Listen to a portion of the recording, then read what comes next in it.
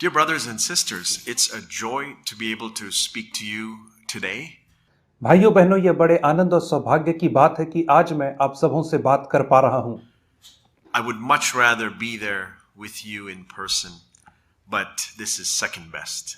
मेरी दिली चाहत थी कि आपके साथ व्यक्तिगत रीति से बातचीत करता, परंतु यह दूसरा श्रेष्ठ तरीका है। I've been thinking about this theme that we have for the conference, what God has prepared for those who love Him. मैं कॉन्फ्रेंस के शीर्षक के ऊपर विचार कर रहा था, अर्थात यह कि क्या वह बातें हैं जिसे परमेश्वर ने अपने प्रेम रखने वालों के लिए तैयार किया है। And I want to ask you to think about this phrase, what God has prepared. और मैं चाहता हूं कि आप इस कथन के ऊपर मनन करें कि क्या वह बातें हैं जिन्हें परमेश्वर ने तैयार किया है। And instead of thinking about it in a general way, what God has prepared for everybody that's sitting here, what God has prepared for you. और इसे सामान्य तौर पे ना देखते हुए कि क्या परमेश्वर ने सब लोगों के लिए तैयार किया, हमें इसे व्यक्तिगत रीति से देखना है कि परमेश्वर ने आपके और मेरे लिए किन बातों को तैयार किया है। Because you love Him and He loves you. क्योंकि आप उससे प्रेम करते हैं और वह आपसे प्रेम करता है। And when you think about that, what do you think? और जब आप उसके विषय में सोचते हैं तब आप क्या सोचते हैं? Do you think about, God, you're going to take care of my future? और क्या आप ऐसा सोचते हैं कि परमेश्वर आप मेरे भविष्य की चिंता करेंगे You're going to give me good health? और आप मुझे अच्छा स्वास्थ्य देंगे, You're going to take care of my children? या आप मेरे बच्चों की अच्छी परवरिश करेंगे, देखभाल करेंगे, और मेरे नाती पोतों की। Or maybe you want a ministry. God, you'll help me to have a ministry. और हो सकता है आपको एक सेवकाई की चाहत होगी, तो आप परमेश्वर से कहेंगे कि प्रभु मेरी सहायता कर एक सेवकाई प्राप्त करने में। You'll help me to have a good marriage if you're single and you want to get married. और यदि आप सिंगल हैं तो आप चाहेंगे कि आपको परमेश्वर एक बहुत अच्छा जीवन साथी प्रदान करे, यह आपकी चाहत होगी। And all of those things. और ऐसी बहुत सारी बातें हैं। I want us to look at today something that God has promised in His Word that He has prepared for us. और मैं चाहता हूं कि हम आज उन कुछ बातों को देखें जिन्हें परमेश्वर ने अपने लोगों के लिए तैयार करके रखा है, Prepared for you. जिसे परमेश्वर ने आपके लिए तैयार And that किया है, is rest. और वह है विश्राम। It's not something you might think of immediately when you think of what God has prepared for you. और यह एक ऐसी वस्तु है जिसे हम तुरंत नहीं सोच पाते हैं जब हम यह सोचते हैं कि परमेश्वर ने हमारे लिए क्या क्या वस्तुएं तैयार की हैं। But the Bible is very clear. लेकिन बाइबल बहुत ही स्पष्ट तौर से कहती है, God wants you to have a life of rest. परमेश्वर चाहता है कि आपके पास एक विश्राम का जीवन हो। And my dear brothers and sisters, that is the greatest, most joyful, peaceful life we can have on this earth. मेरे भाइयों बहनों, और यही तो सबसे ज्यादा आनंदमय और शांतिपूर्ण जीवन है जिसे हम इस संसार के ऊपर व्यतीत कर सकते हैं।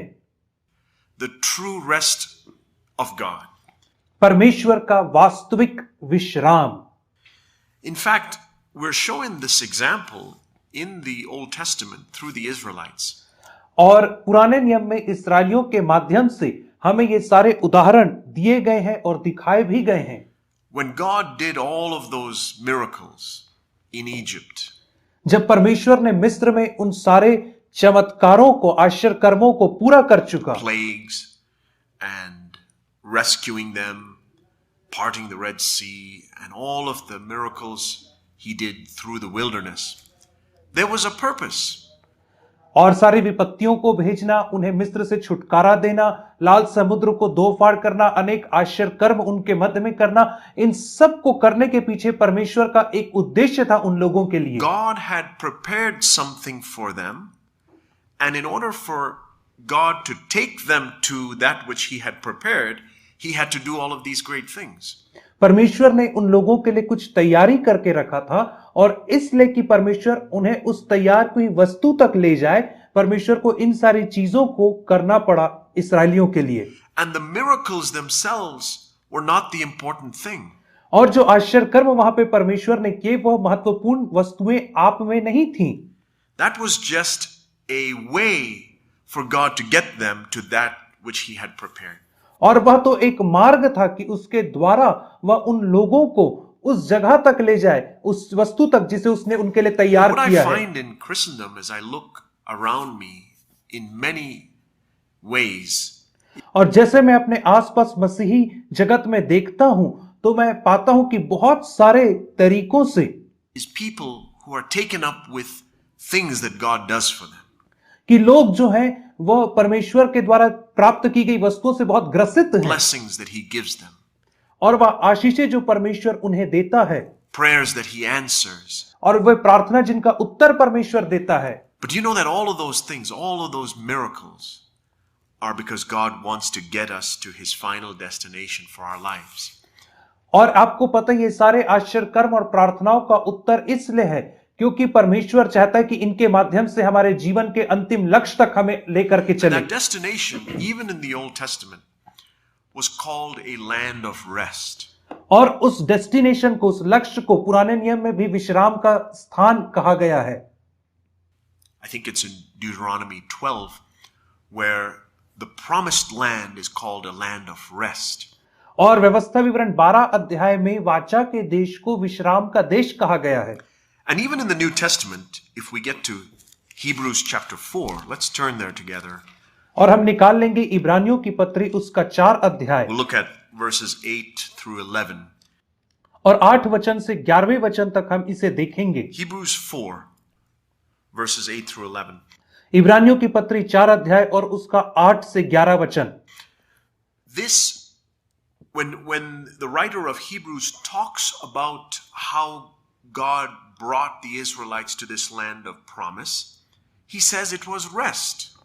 और इब्रानियों का लेखक इसके विषय में बात करता है कि जब परमेश्वर ने इस्राएलियों को मिस्र से बाहर लेकर के आया तो उन्हें एक विश्राम में प्रवेश कराया। इसके विषय में इब्रानियों का लेखक That's what कहता है। God had prepared for the Israelites, for his people whom he loved. और इसी चीज को तो परमेश्वर ने इस्राएली लोगों के लिए जिनसे वह प्रेम करता था तैयार करके रखा था। And he says in verse 8 that they didn't get it. और 8वें वचन में कहता है कि वे लोग विश्राम में प्रवेश नहीं कर पाए। If Joshua had given them rest, or I would say real rest, he would not have spoken of another day after that. और 8वें वचन में कहता है क्योंकि यदि यहोशू उन्हें विश्राम में प्रवेश करा लेता तो उसके बाद दूसरे दिन की चर्चा नहीं होती। यदि यहोशू उन्हें वास्तविक विश्राम में ले जाता तो दूसरे दिन के विषय में कोई बातचीत यहाँ पे नहीं लिखी होती। In other words, there was something real that God was really thinking about when he said rest. और दूसरे शब्दों में कहा जाए तो परमेश्वर कुछ वास्तविकता के विषय में बात कर रहा था जब उसने विश्राम के विषय में कहा तो। So, the writer says in verse 9, इसलिए लेखक 9वें वचन में कहता है there remains that rest for us, the people of God. और वह कहता है कि हमारे लिए अर्थात परमेश्वर के लोगों के लिए वह विश्राम अभी भी बाकी है। Verse 10, for the one who has entered his rest has himself also rested from his works, as God did from his. और 10वें वचन में कहता है क्योंकि जिसने उसके विश्राम में प्रवेश किया है उसने भी परमेश्वर के समान अपने कामों को पूरा करके विश्राम किया है। इब्रानियों 4 का 10। Therefore, let us be diligent to enter that rest, so that no one will fall through following the same example of disobedience. और 11 वचन में कहता है अतः हम उन विश्राम में प्रवेश करने का प्रयत्न करें, ऐसा ना हो कि कोई जन उनके समान आज्ञा ना मानकर गिर पड़े। 11वां वचन इब्रानियों 4 का 11। And so, in the new covenant, और इसलिए नई वाचा में हम देखते हैं when we are given this picture and we're shown what God has prepared for those who love him and whom he loves, और जब हमें यह चित्र दिया गया है और यह दिखाया गया है कि वे क्या बातें हैं जिन्हें परमेश्वर ने अपने प्रेम करने वालों के लिए तैयार की है, it's given to us as a warning. तो यह हमें एक चेतावनी के तौर पे दी गई है। He says God has prepared it for you, but be diligent to make sure you get it. और वह कहता है कि परमेश्वर ने तुम्हारे लिए इसे तैयार तो किया लेकिन तुम संपूर्ण प्रयत्न करो कि तुम इसे प्राप्त कर लो। Just because God has promised it and prepared it, there's no guarantee that we'll get it. और सिर्फ इसलिए कि परमेश्वर ने इसे निर्धारित किया है और तैयार किया है, इसका कोई आश्वासन नहीं किया आपको मिल जाएगा. That's why we're given this strong encouragement. In fact, और इसीलिए हमें यह जो कठोर प्रोत्साहन के वचन हमें दिए गए हैं. in verse 1 of chapter 4, he says, let us fear lest we don't get what God has prepared for us. और इब्रानी 4 के 1 में कहता है, इसलिए जबकि उसके विश्राम में प्रवेश करने की प्रतिज्ञा अब तक है, तो हमें डरना चाहिए कहीं ऐसा ना हो कि तुम में से कोई जन उससे वंचित रह जाए. So, God wants us to have rest. इसलिए परमेश्वर चाहता है कि हमारे पास विश्राम होवे. God wants you and I to have a life of rest परमेश्वर चाहता है कि आपके और मेरे पास एक विश्राम का जीवन होवे here on this earth इस and then संसार forever in His physical presence in heaven. इस संसार में और उसके बाद स्वर्ग में भी परमेश्वर चाहता है कि हमारे पास विश्राम And का how do जीवन we होवे. get this rest? That's what I'd like us to look at today. और हमें कैसे यह विश्राम प्राप्त होगा, मैं चाहूंगा कि हम इसी के ऊपर आगे देखेंगे. Turn with me to Matthew chapter 11. Matthew chapter 11. These are verses 28 and 29. और आप मेरे साथ निकाल लीजिए मत्ती रचित सुसमाचार 11 अध्याय और उसका 28 और 29 वचन. That you know well. I'm sure you know it well. और मैं आशा करता हूं कि इन वचनों को आप भली भांति जानते होंगे. But let's look at it a little bit more closely लेकिन हम इन वचनों को और भी समीपता से देखेंगे and ask the Lord to speak to us. और परमेश्वर से कहेंगे कि इन वचनों के माध्यम से हमसे बात करें. Matthew 11 verse 28. Come to me, all you who are weary and heavy laden, and I will give you rest. मत्ती रचित सुसमाचार 11 अध्याय उसके 28 वचन में कहता है, हे सब परिश्रम करने वालों और बोझ से दबे हुए लोगों, मेरे पास आओ, मैं तुम्हें विश्राम दूंगा. This is what Jesus wants to give you when you come to Him. और यही तो यीशु मसीह आपको देना चाहता है जब आप उसके पास आते If हैं. you're weary and heavy laden, यदि आप श्रमित हैं और दबे हुए हैं बोझ से, तो take my yoke upon you and learn from me, for I am gentle and humble in heart, and you will find rest for your soul. See, he says it twice.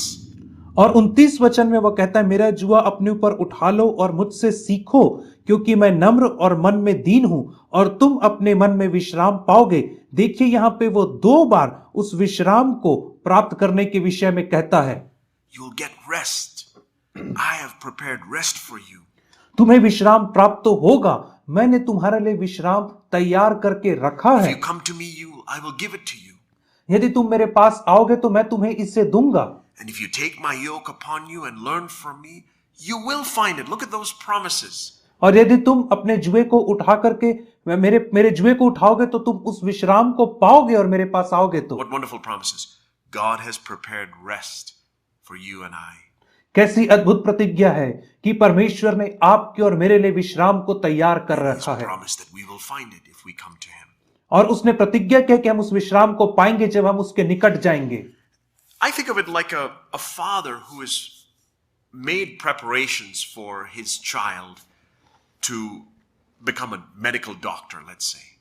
और मैं इसका चित्रण इस रीति से करता हूं कि एक पिता जिसने पूरी तैयारी करके रखा है अपने बच्चे के लिए कि वह बड़ा हो करके उदाहरण स्वरूप एक मेडिकल डॉक्टर बनेगा. And the father says to his child, son, daughter, I've prepared for you to become a doctor or to become something that he wants his son or daughter to be. और पिता अपने उस बच्चे से कहता है, हे बेटे, हे बेटी, मैंने तेरे लिए पूरी तैयारी करके रखा है कि जब तू बड़ा हो तो तू डॉक्टर बने या जो तू चाहता है वो तू बन सके करके. But you must start in first standard. लेकिन तुझे पहली कक्षा से शुरुआत करना है. It's not going to happen right now. और ये तुरंत नहीं होगा. My goal is for you to get to that rest. मेरा लक्ष्य तेरे लिए यह है कि तू उस विश्राम तक पहुंचे. God says to us. परमेश्वर हमसे ऐसा कह रहा It's है. not going to happen overnight. There's a process by which you're going to get there. और यह रातों रात नहीं होगा, इसकी एक प्रक्रिया है जिससे तुम्हें हो करके गुजरना है. Just like a father who has a dream for his son or daughter to be successful in life says, I've got money saved up to send you to school and to college. and to higher studies, but you must start in first standard. यह ठीक वैसे ही है जैसे एक पिता का सपना है कि उसका बेटा या बेटी बहुत ही ऊंचे ओहदे तक पहुंचे सामाजिक जीवन में, इसलिए वह कहता है कि मैंने तुम्हारे लिए पैसे बचा करके रखे हैं तुम्हारे स्कूल के लिए, तुम्हारे उच्च शिक्षा के लिए, जिसका तुम उपयोग करो और तुम उस ऊंचे स्तर तक पहुंचो। मैंने पहले ही Little तैयारी child, कर ली है। then you must go to second standard. Then you must go to third standard. I've prepared it for you. छोटे बच्चे, तुम्हें पहले पहली कक्षा से शुरुआत करना है, फिर दूसरी कक्षा, तीसरी कक्षा, ऐसे करके आगे बढ़ना है, परंतु तुम्हें शुरुआत पहली कक्षा You से must करना go है। through this education. लेकिन तुम्हें इस शिक्षा के दौर से होकर के And it's गुजरना just है, like that. और यह ठीक ऐसा ही है। God has prepared a rest for us. परमेश्वर ने हमारे लिए एक विश्राम को तैयार कर There's a रखा है, school.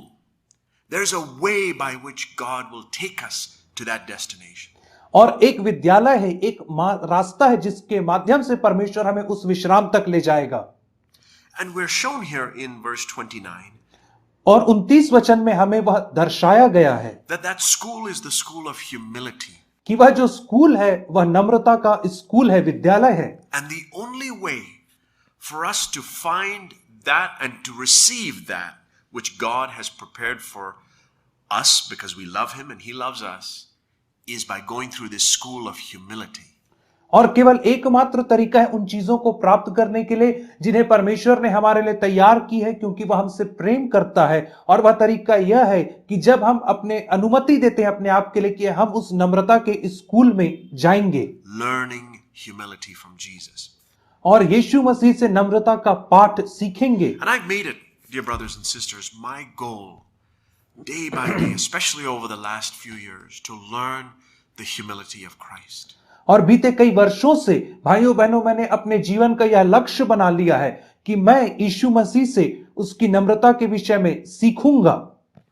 I thought I knew what Christ's humility was like और मुझे लगता था कि मैं जानता हूं और समझता हूं कि मसीह की नम्रता क्या होती because है, I'd heard so much about it and I understood so much about it intellectually.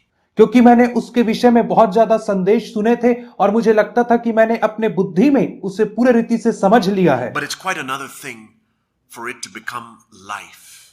लेकिन यह एक और ही बात हो जाती है कि इन सब चीजों का हमारे अंदर जीवन बनना।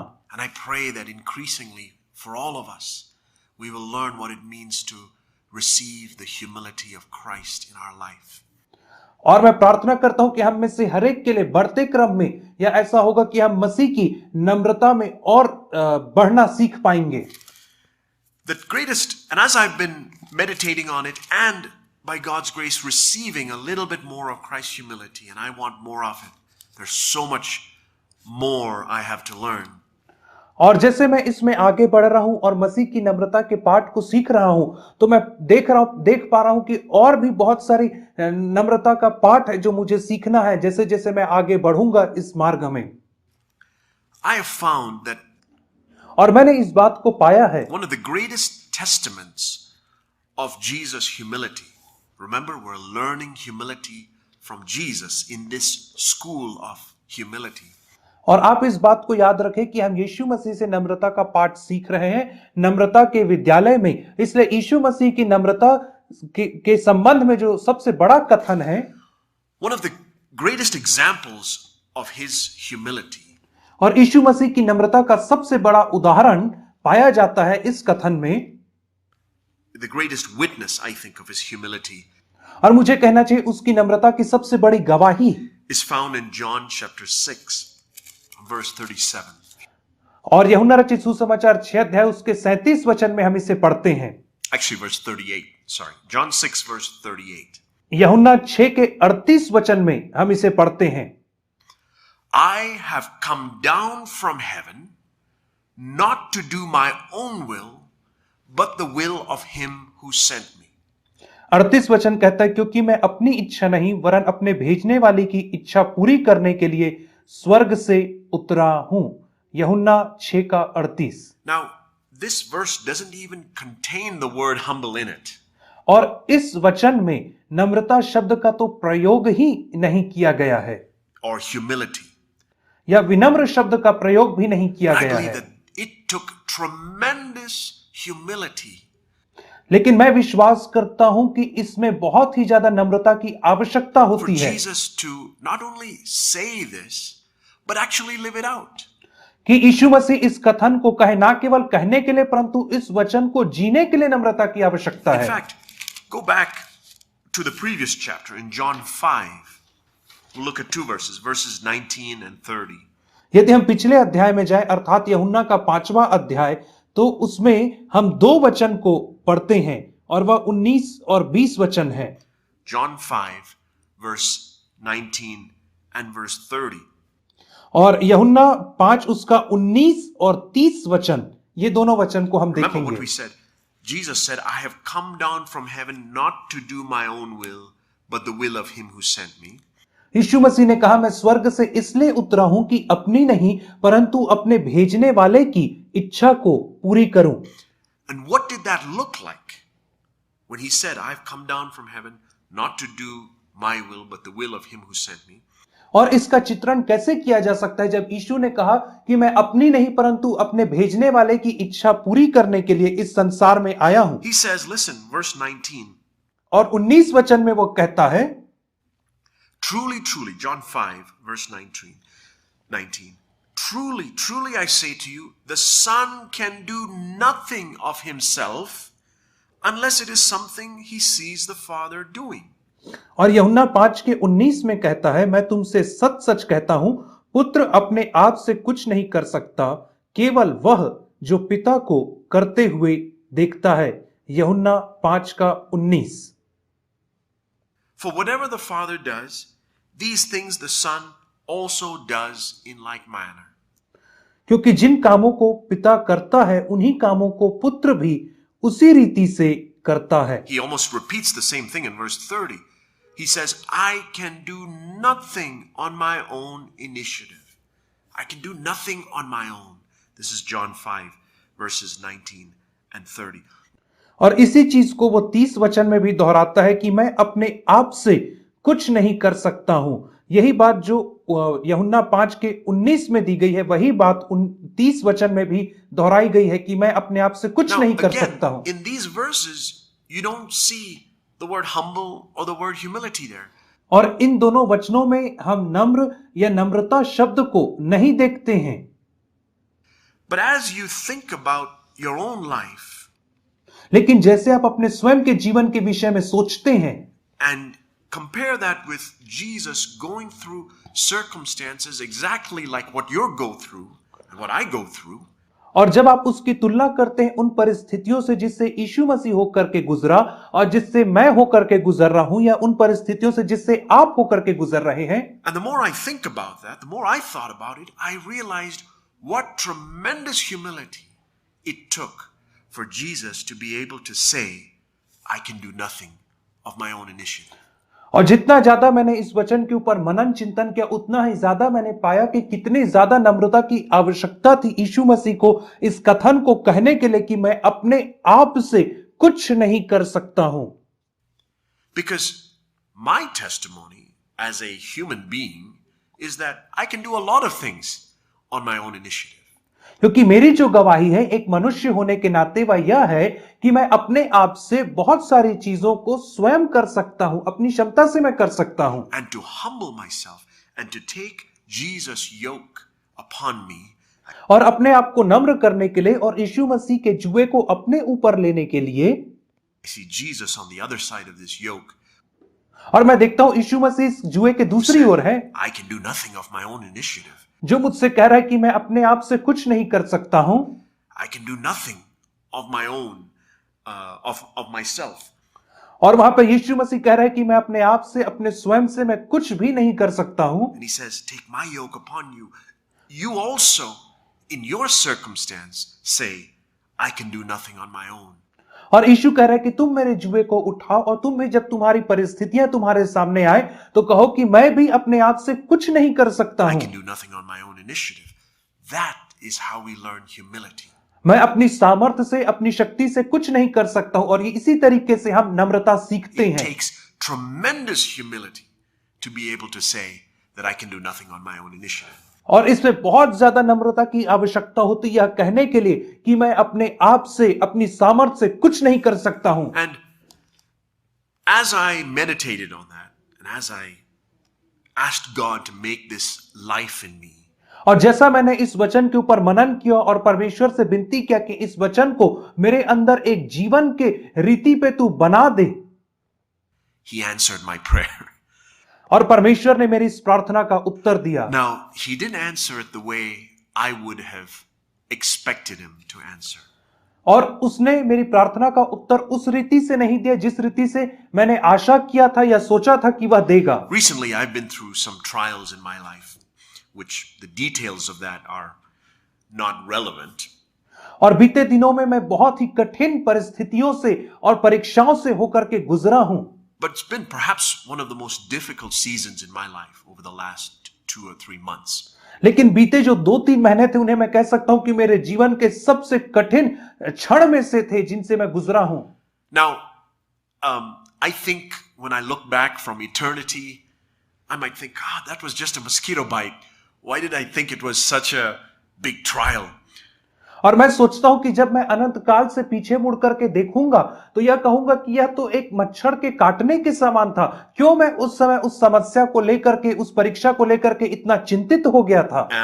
And maybe even 5 years from now, I look back at what happened in 2018 and think, that wasn't that big a deal. Why did I get so shaken? और हो सकता है आज से 5 साल के बाद भी जब मैं पीछे मुड़ करके देखूं कि वह जो 2018 में मेरे साथ हुआ था तो मुझे लगे यह तो उतनी बड़ी बात नहीं थी, फिर भी मैं क्यों इतना डगमगा गया था, क्यों मैं इतना अस्थिर हो गया था। But maybe I'm only in 3rd standard now, and my 3rd standard test is difficult. और हो सकता है कि आज मैं तीसरी कक्षा में होऊंगा और मेरे लिए जो मेरी तीसरी कक्षा की परीक्षा है वह मेरे लिए कठिन साबित हो रही है। And I'm asking God to help me pass this test. One day when I'm in 7th standard, I'll look back at that test and think, okay, God, you're taking me through it, and you're going to take me through more and more difficult things. और मैं परमेश्वर से विनती कर रहा हूं कि मेरी सहायता करे कि मैं इस परीक्षा से आगे निकल के उत्तीर्ण हो जाऊं, और एक दिन जब मैं 7वीं कक्षा में आऊंगा तब मैं देखूंगा कि हाँ, उस समय परमेश्वर ने मेरी सहायता की थी तीसरी कक्षा की परीक्षा से निकलने के लिए। But it feels difficult now, and it felt difficult. और अभी मुझे कठिनाई महसूस होती है, और उस समय भी जब मैं इन सब चीजों से गुजर रहा था तो मुझे कठिनाई हुई। That's not what I want to focus on. लेकिन उन चीजों के ऊपर मैं जोर नहीं देना चाहता हूं। But this is what it looked like.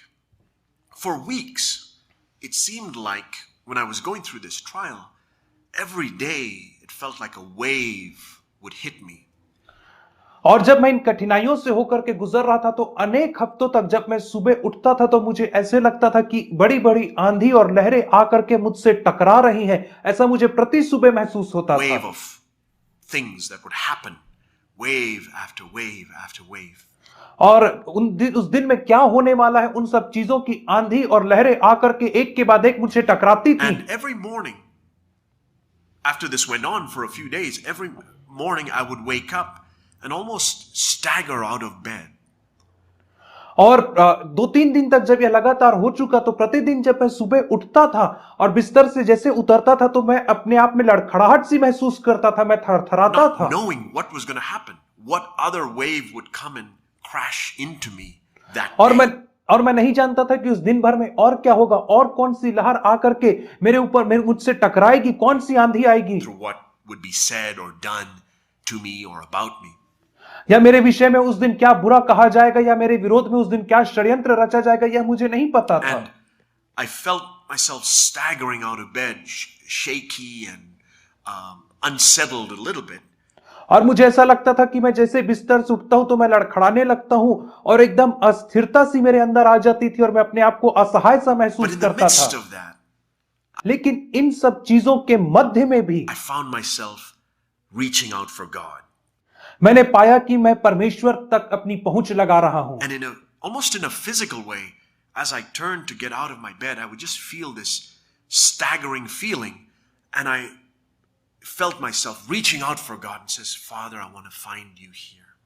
और शारीरिक तौर पे भी जैसे मैं बिस्तर से उठता था और जैसे पांव नीचे रखता था तो मैं लड़खड़ाने लगता था और मैं तुरंत कहता था, हे परमेश्वर, मैं तुझे ढूंढना चाहता हूं, मैं तेरे पास आना चाहता हूं। और इस रीति से मैंने पाया कि उसकी मदद मुझे मिली।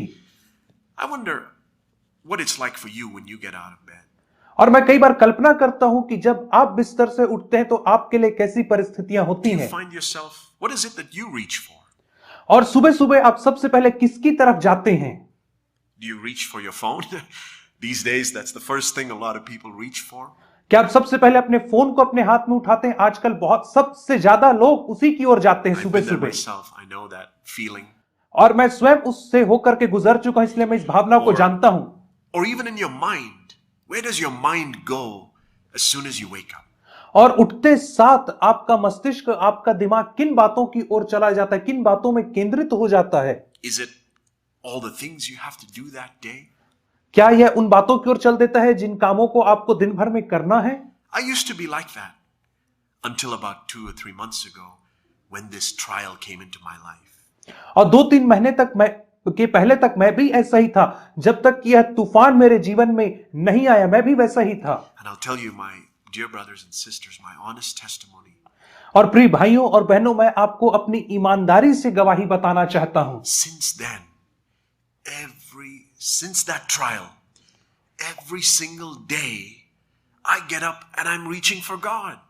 और उस परीक्षा के बाद से प्रति सुबह जब मैं उठता हूं तो मैं सबसे पहले परमेश्वर की खोज करता हूं, मैं सबसे पहले प्रयास करता हूं कि मैं परमेश्वर के पास जाऊं। Now, when I look back at God allowing that trial in my life, isn't it a wonderful thing?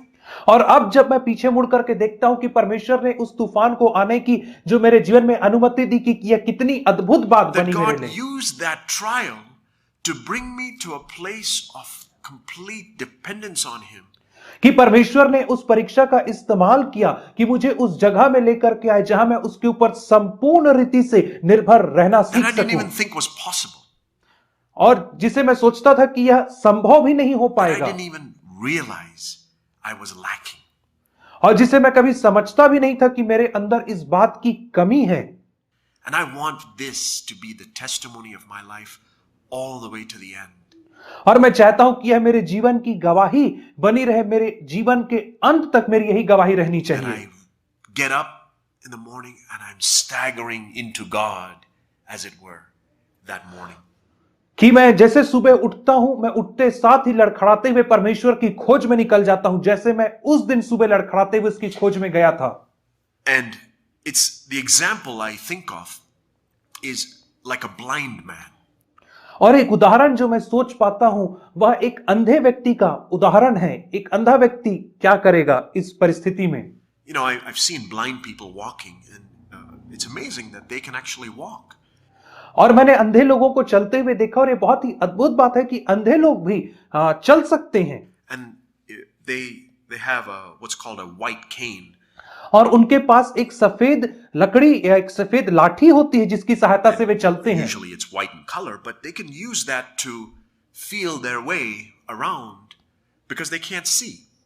और साधारण तौर पे वह लाठी सफेद कलर की होती है जिसका इस्तेमाल करते हैं वे आसपास की चीजों को महसूस करने के लिए, और उसके माध्यम से वे चल सकते हैं। And so they use this cane. और इसलिए वे लोग इस सफेद लाठी का इस्तेमाल करते हैं। Imagine a blind man who's sleeping in his bed. और कल्पना करें एक अंधा व्यक्ति जो अपने बिस्तर में सो रहा है, What is the first thing he's going to reach for? और सुबह उठते ही वह सबसे पहली चीज किसे हाथ लगाएगा या किसे He पकड़ेगा? can't read the phone. He can't read the newspaper. और वह अंधा व्यक्ति सुबह उठ करके अपने फोन को नहीं देख सकता है, वह सुबह उठ करके अखबार नहीं पढ़ He सकता है, can't look at the sunrise or the house he lives in.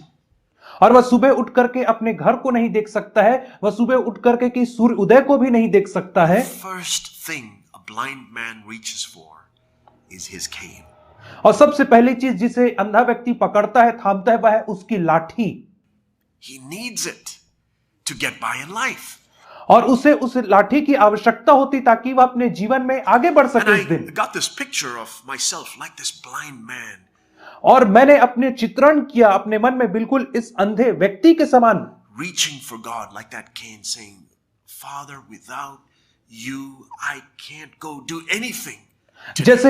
जैसा अंधा व्यक्ति उस लकड़ी की ओर जाता है सबसे पहले, वैसे ही मैंने सुबह सबसे पहले परमेश्वर की ओर गया और कहा कि प्रभु जी तेरे बिना मैं कुछ नहीं कर सकता हूं इस दिन में। And the Lord brought this verse to my mind during one of those mornings when I was staggering for God. और परमेश्वर ने इस वचन को मेरे मन में लेकर के ऐसी ही एक सुबह जब मैं लड़खड़ा करके परमेश्वर के पास जा रहा था तब। And that's a verse in Psalm 16. If you'll turn there with me, Psalm 16. We'll look at verses 8 through 11. और भजन संहिता 16 अध्याय में यह वचन पाया जाता है और हम देखेंगे भजन संहिता 16 8 से 11 वचन तक। Psalm 16, verse 8. Well, let's begin reading in verse 7, actually. I will bless the Lord who has counseled me. Indeed, my mind instructs me in the night. भजन संहिता 16 अध्याय और उसके 7 वचन से देखेंगे, मैं यहोवा को धन्य कहता हूं क्योंकि उसने मुझे सम्मति दी है, वरन मेरा मन भी रात में मुझे शिक्षा देता है। भजन संहिता 16 और उसका 7 वचन। How does my mind instruct me in the night? और किस रीति से मेरा मन रात में मुझे शिक्षा देता है? It's the Lord, he says in the first part of that verse. And so, in the middle of the night, as it were, God was instructing my mind, even in my sleep, so that when I woke up in the morning, I could get to verse 8. और यह कौन है? यह परमेश्वर ही है, जैसा वचन के पहले भाग में कहता है, जो मुझे रात को शिक्षा देता है। और वह मुझे रात को इसलिए शिक्षा देता है जब मैं नींद में होता हूं, ताकि जब मैं सुबह उठूं तो मैं सीधा उस तक ही पहुंच सकूं। यह उसका तात्पर्य है। What does verse 8 say? I have set the Lord continually before me. और 8वां वचन कहता है, मैंने यहोवा को निरंतर अपने सम्मुख रखा है। 8वां वचन। Because he is at my right hand, इसलिए कि वह मेरे दाहिने हाथ में रहता है, I will not be shaken. मैं कभी नहीं डगमगाऊंगा। And I've known this verse for many years, but through this trial, this verse came alive out of the pages of my Bible. और मैंने इस वचन को अनेक वर्षों से जाना है, लेकिन जब यह परीक्षा के दौर से मैं होकर के गुजरा तो यह वचन बाइबल के पन्नों से मेरे लिए जीवित हो उठा। And I saw what it meant to set the Lord continually before me.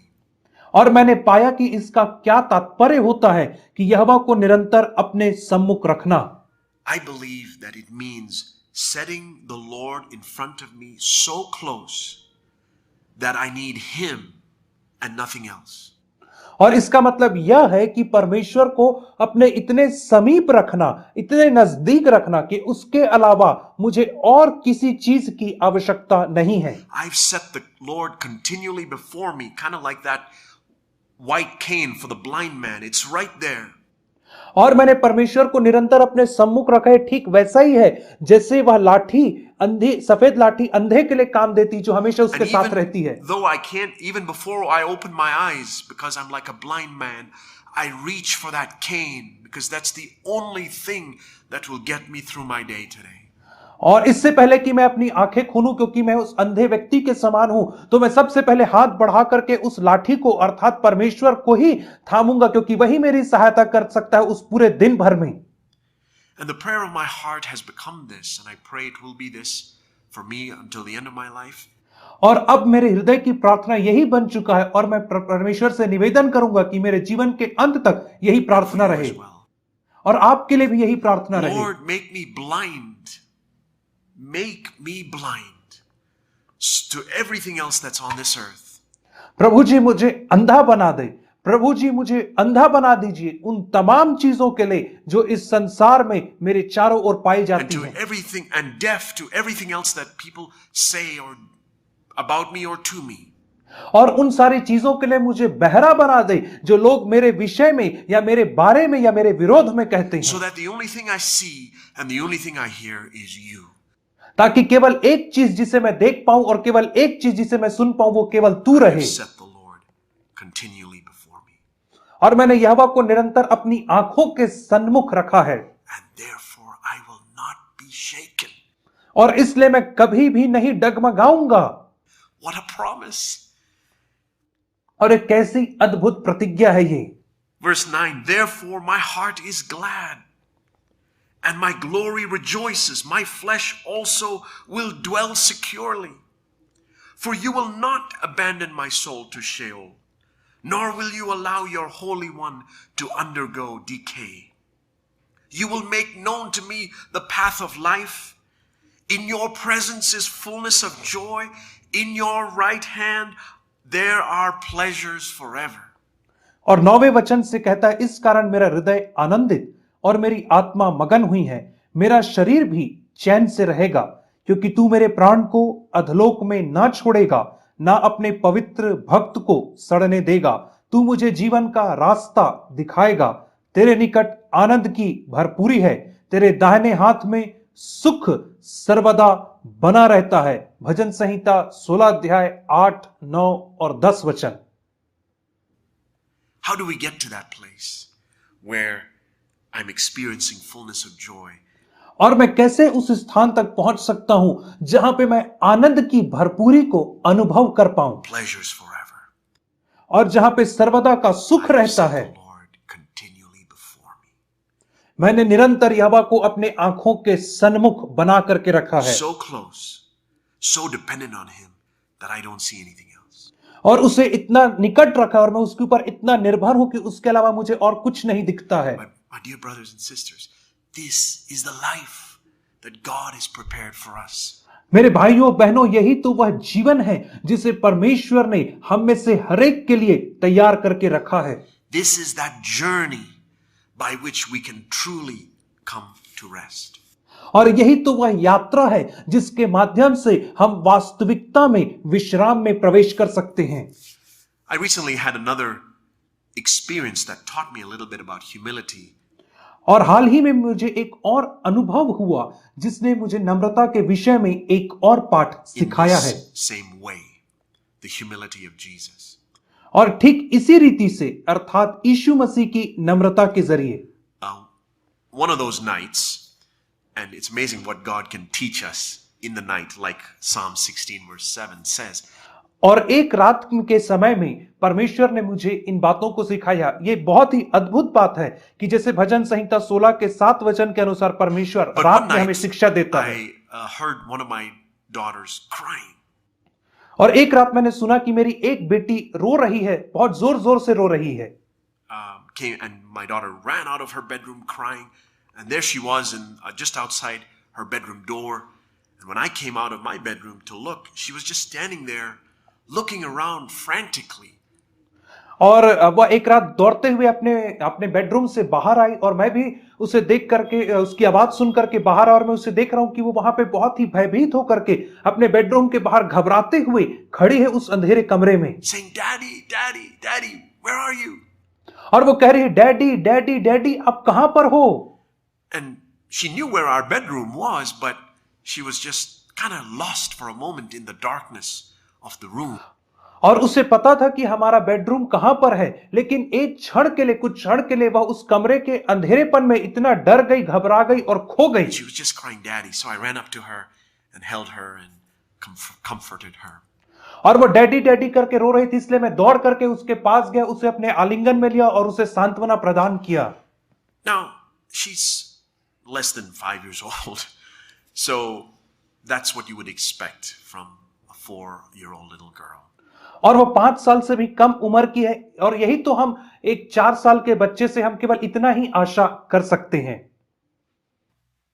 Imagine if one day I came out of my bedroom, into the dark room crying, "Daddy, Daddy, where are you?" You would think something's pretty wrong with me, wouldn't you? और कल्पना करिए कि एक दिन मैं दौड़ता हुआ, रोता हुआ अपने बेडरूम से बाहर आता हूं और चिल्लाता हूं, डैडी डैडी आप कहां पर हैं, उस अंधेरे कमरे में आकर के घबरा जाता हूं, तो आप कहेंगे कि नहीं, इसके साथ कुछ तो गड़बड़ है। You see, I'm too proud to come out like that crying for my daddy. और आप पाएंगे कि मैं बहुत ही ज्यादा घमंडी हूं इस तौर से अपने कमरे से बाहर आने के लिए, पिताजी पिताजी करके। But my daughter, who's 4 years old, she's humble. लेकिन मेरी बेटी जो 4 वर्ष की है वह नम्र है। That's why Jesus said in Matthew 18 that we must learn humility from children. तभी तो प्रभु यीशु मसीह ने मत्ती रचित सुसमाचार 18 अध्याय में कहा कि हमें बालकों से नम्रता सीखना है। Now, I want to play for you a recording of a grown man crying for his daddy. और मैं अब आपके लिए एक वयस्क व्यक्ति की रिकॉर्डिंग को प्ले करूंगा जो अपने पिता के लिए रो रो करके उसे पुकार रहा है, जो अपने पिता के लिए रो रहा है। Listen to this. और इसे आप ध्यान से सुने। They walked up a hill outside the city. Jesus carried the cross on his back. और यीशु मसीह क्रूस को अपने कंधे पे लादे हुए उन लोगों के साथ शहर से बाहर तक चला गया। Jesus had never done anything wrong. और यीशु मसीह ने कभी भी कुछ गलत नहीं किया था, But they were going to kill him the way criminals were killed. इसके बावजूद भी उन्होंने उसे इस तरीके से मारा जैसे अपराधियों को मारते हैं। They nailed Jesus to the cross. और उन्होंने यीशु मसीह को क्रूस में कीलों से जड़ दिया, ठोक दिया। Father, forgive them, Jesus gasped.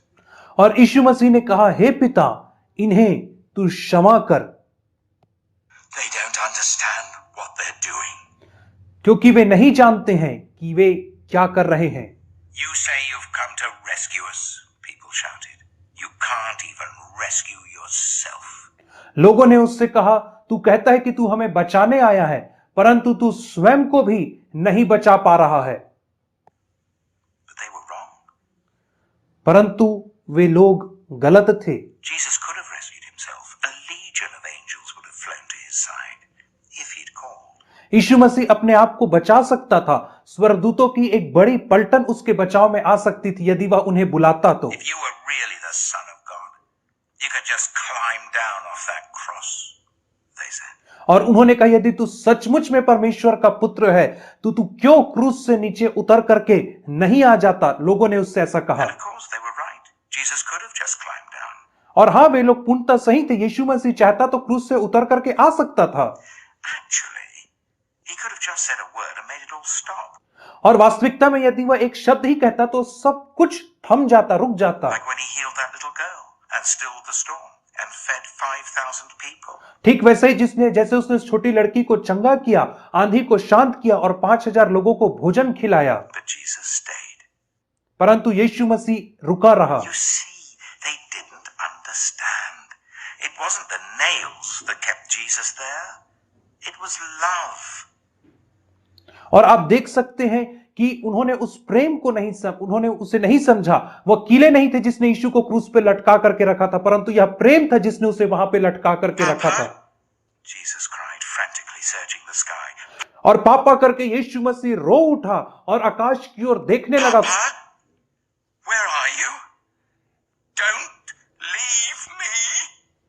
और यीशु ने कहा, पापा आप कहां हो? आप मुझे मत छोड़िए पापा, ऐसा यीशु मसीह ने कहा रोते हुए। And for the first time and the last, और सबसे पहली बार और अंतिम बार ऐसा हुआ। when he spoke, nothing happened. जब उसने कहा और उसके कहे के अनुसार कुछ भी नहीं हुआ। Just a horrible, endless silence. केवल भयानक, कभी ना खत्म होने वाला एक सन्नाटा छा गया। God didn't answer. परमेश्वर ने उसे उत्तर नहीं दिया। He turned away from his boy. परमेश्वर ने अपने पुत्र से अपने मुख को फेर लिया। Tears rolled down Jesus' face. और यीशु मसीह के चेहरे पर आंसू टपकने लगे और उसके आंखों से आंसू बहने लगे। The face of the one who would wipe away every tear from every eye. और उसके चेहरे से आंसू टपकने लगे जो हर एक आंख से हर एक आंसुओं को पोंछने वाला है। Even though it was midday, a dreadful darkness covered the face of the world. और यद्यपि वो भरी दोपहरी का समय था, तो भी एक भयानक अंधकार ने पृथ्वी को घेर लिया। The sun could not shine. और उस दिन सूर्य चमक ना सका। The earth trembled and quaked. The great mountains shook. और उस दिन पृथ्वी डोल गई, कांप गई और जो बड़े बड़े पहाड़ थे वे थरथराने लगे। Rocks split in two. और जो चट्टाने थे वे तड़क करके दो टुकड़े हो Till गई। it seemed that the whole world would break. और जब तक कि ऐसा नहीं लगा कि पूरा संसार अब टूट पड़ेगा, Creation itself would tear apart. और ऐसा लग रहा था कि जो पूरी प्रकृति है वो आपस में टूट The जाएगी, full force of the storm of God's fierce anger at sin was coming down on his own son. और परमेश्वर का भयानक क्रोध की आंधी जो पाप के विरोध में थी, पूरी सामर्थ और प्रचंडता के साथ उसके पुत्र के ऊपर बरस पड़ी थी, Instead of his people. और उसके लोगों के बजाय उसके स्वयं के पुत्र के ऊपर वह आंधी बरस पड़ी थी। That's humility. और यह वह नम्रता है, And that's the way Jesus lived his life. और इसी रीति से यीशु मसीह ने अपने जीवन को जिया है, So dependent on his Father that when the moment came for the first time in his life where spiritually he was in a dark room, और वह अपने पिता के ऊपर इतना ज्यादा निर्भर था कि जब वह समय आया कि उसे ऐसा लगा कि वह आत्मिक तौर पे एक अंधेरे कमरे में है, तब he who is the light of the world was the light of the world when he was here on this earth. और वह जब वह इस संसार में था, वह जो जीवन की ज्योति था, And had commanded that light shine forth from into darkness when he created the world. और जब जिसने आज्ञा दी थी कि अंधकार में से ज्योति चमके, जब उसने संसार की रचना किया था, वह He who is the light for the first time had to enter a dark room. वह जो स्वयं ज्योति था, सबसे पहली बार उसे एक अंधेरे कमरे में प्रवेश करना पड़ा था। And I imagine Jesus, who had held on to his Father's hand while he was here on this earth for his entire life, और मैं इसे कल्पना करता हूं कि यीशु मसीह अपने पिता के हाथ को अपने जीवन भर, जब वह इस संसार में था, कस करके पकड़े रहता था अपने जीवन भर, feeling his Father's hand slipping out of his hand. और ऐसा महसूस होता था उसे कि धीरे धीरे उसके पिता का हाथ उसके हाथ से छूटता जा रहा है, And he's holding on to it as it were, saying, Daddy, don't leave me. और वो उसे ऐसे पकड़े हुआ था उसके हाथ को, मानो कोई कह रहा है कि पिताजी कृपा करके अपना हाथ मुझसे अलग ना करें। But he had to. The Father had to leave his Son. लेकिन पिता को ऐसा करना ही था, पिता को अपने पुत्र को वहां पे त्यागना ही था। But right there in the midst of that, I believe Jesus would have held on to this promise that we read in verse 10 of Psalm 16.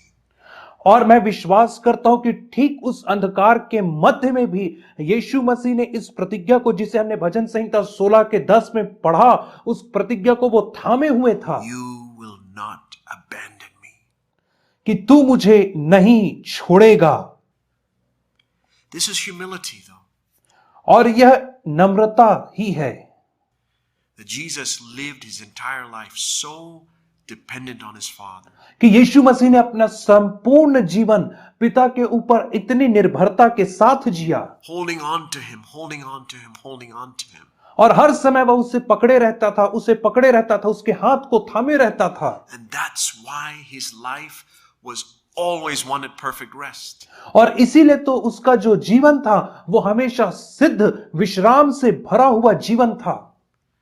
You could put him in the middle of a boat that was about to get tossed up, was getting tossed up and down in the storm. And Jesus was holding on to his daddy. और आप उसे एक ऐसी नाव में रख देते जो आंधियों के बीच में हिचकोले खा रही है, पलट करके गिरने ही वाली है, लेकिन फिर भी वो आराम से वहां पे सोते रहता था क्योंकि उसने अपने पिता के हाथ को पकड़ा था, और इसी कारण से वह वहां पे सो पा रहा You था। could beat him and torture him, and he could stand there and take it without reviling in return, because Jesus was holding on to his daddy. और आप उसे मार सकते थे, उसे पीट सकते थे, उसके निंदा कर सकते थे, और वो वहां पे चुपचाप खड़े रहता बिना आपके विरोध में कुछ प्रत्युत्तर दिए, क्योंकि उसने अपने पिता को और उसके हाथ को थामे हुए था। You could corner him and threaten to push him off a cliff, even in his own hometown, his own friends.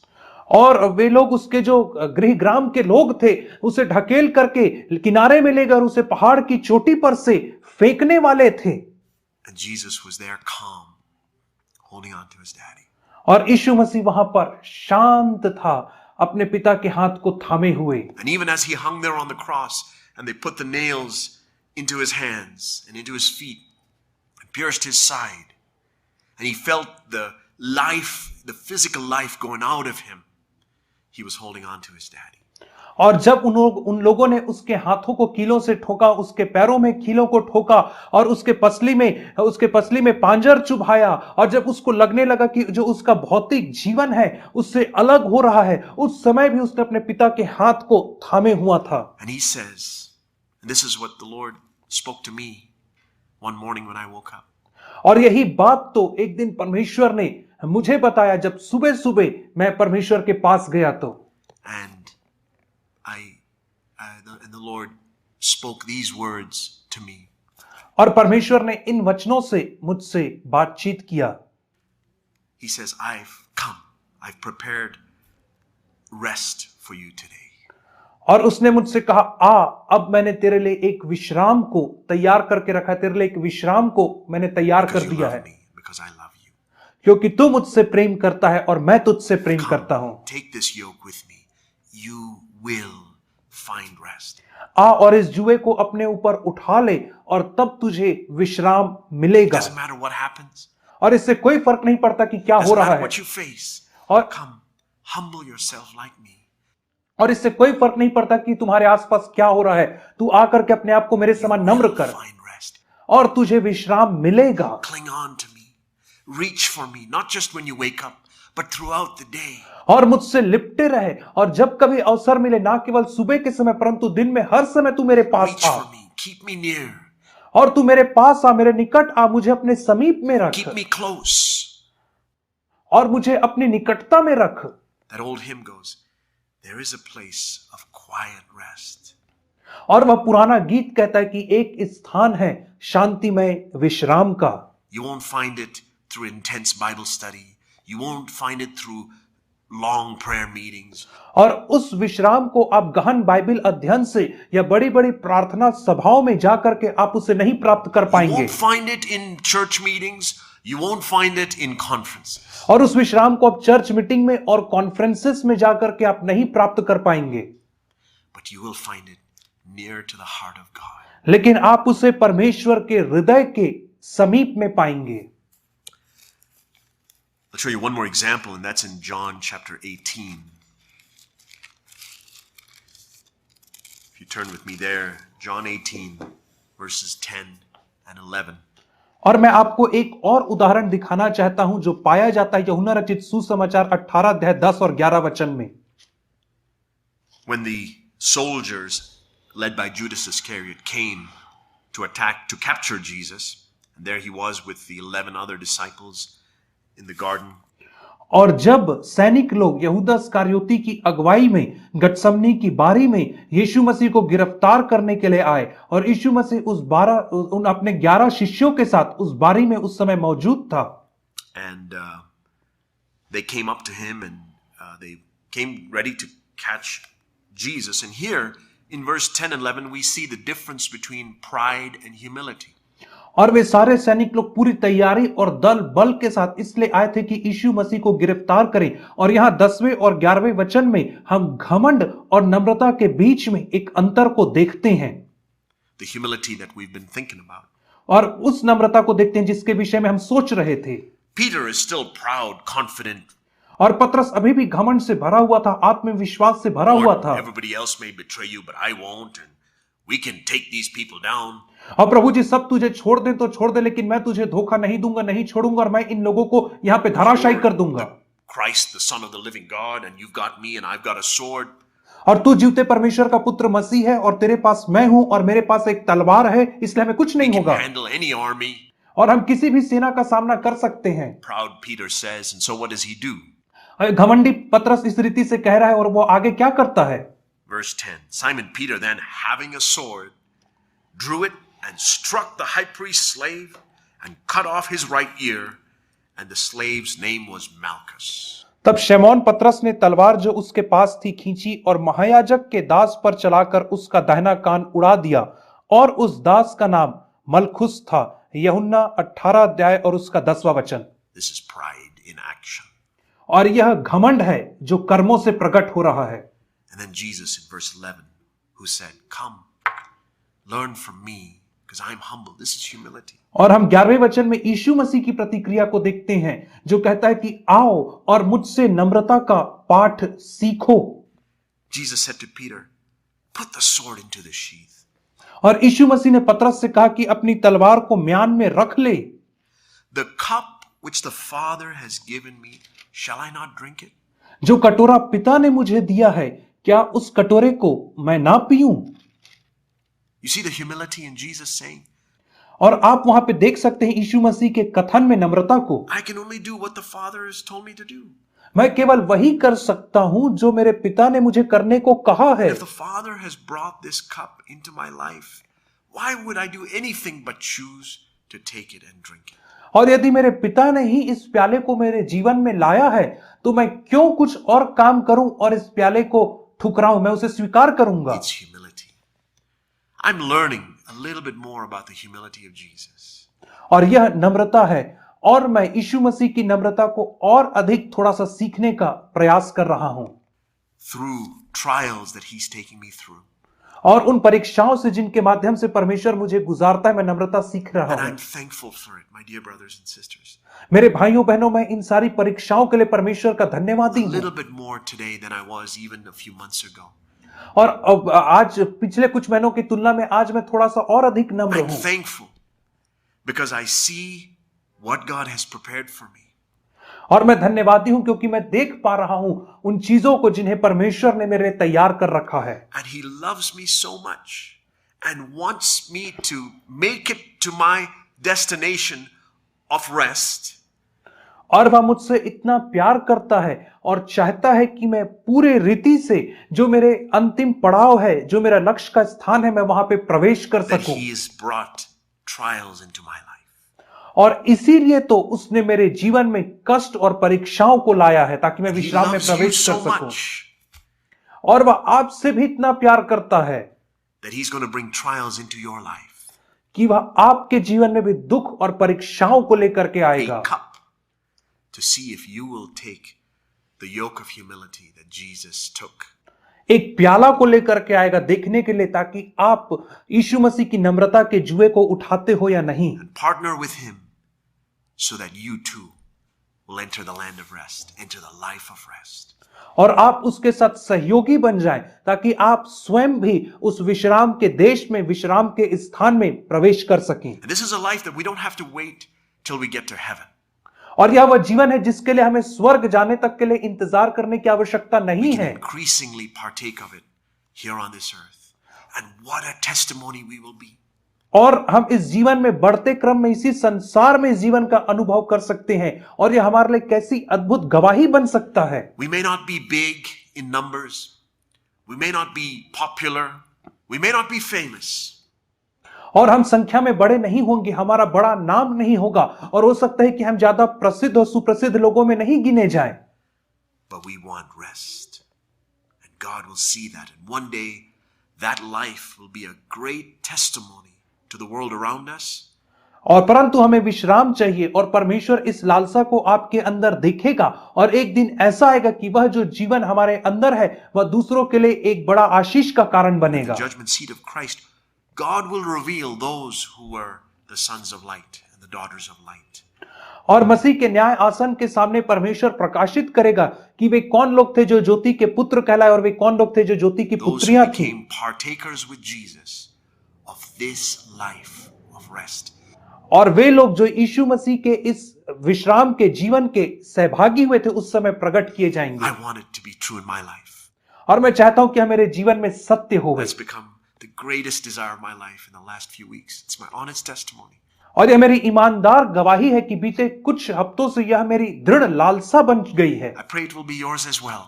और मैं प्रार्थना करता हूं कि आपके लिए भी ऐसी ही लालसा What रहे। a wonderful life we have ahead of us. God bless you, dear brothers and sisters. और कितना अद्भुत जीवन हमारे आगे रखा हुआ है। मेरे भाइयों और बहनों, प्रभु आपको आशीषित Miss you करे। very much.